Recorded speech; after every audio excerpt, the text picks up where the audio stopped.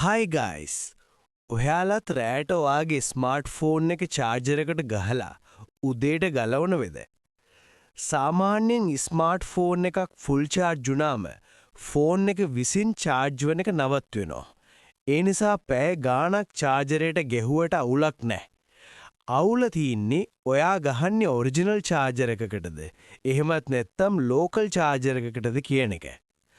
Original charger එකකින් පැය ගාණක් චාර්ජරයට ගැහුවට ෆෝන් එකටවත් බැටරියටවත් අවුලක් වෙන්නේ නැහැ. ලෝකල් චාර්ජර් එකකට ගැහුවොත් ෆෝන් එකේ BMS එකට හානි වෙන්න පුරුවන්. BMS එකෙන් තමයි ෆෝන් එකක් ෆුල් චාර්ජ් වුණාම චාර්ජ් වෙන එක නවත්වන්නේ. ඒකට හානි වුණොත් බැටරියට වෙන්දේ ආයේ කියන්න ඕනේ නෑනේ. ආයේ ඉතින් sorry.com තමා. ඒ කියන්නේ බැටරිය ඉදිමෙන්න පුළුවන්. ඒ නිසා ලෝකල් චාර්ජර් වලට ගහන්න එපා. මම නම් කියන්නේ චාර්ජර් එක ඔරිජිනල් හෝ ලෝකල් වුණත් බැටරිය 100%ක් චාර්ජ් වුණාම ගලවන්න කියන එක.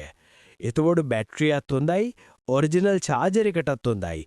තව කාලයක් පාවිච්චි කරගන්න පුළුවන්. කොහොම හරි බැටරිය ඉදිමිලා තිබ්බොත් තියන් ඉන්න එපා. එහෙම තියන් හිටියොත් ඩිස්ප්ලේ එක අවුල් වෙන්නත් පුළුවන්. ෆෝන් ඇතුලේ තියෙන රිබන් ඇදිලා කැඩෙන්න පුළුවන්. රිබන් නැදුනොත් රිබන් ෂොකට් කැඩෙන්න පුළුවන්. ඒ නිසා ඉදිමෙද්ද බැටරි තියන් ඉන්න එපා. තවත් සමහරක් අය මොබයිල් ඩේටා පැය 24ෙම තියන් ඔන් එකේ තියන් ඉන්නවා. නිදාගද්දිවත් ඕෆ් කරන්න. එතකොට බැටරි ලයිෆ් එක වැඩි කරගන්න පුළුවන්. එහෙනම් අදට ගිහින් එන්නම්. වීඩියෝ එක හොඳ නම් ලයික් කරන් යන්න.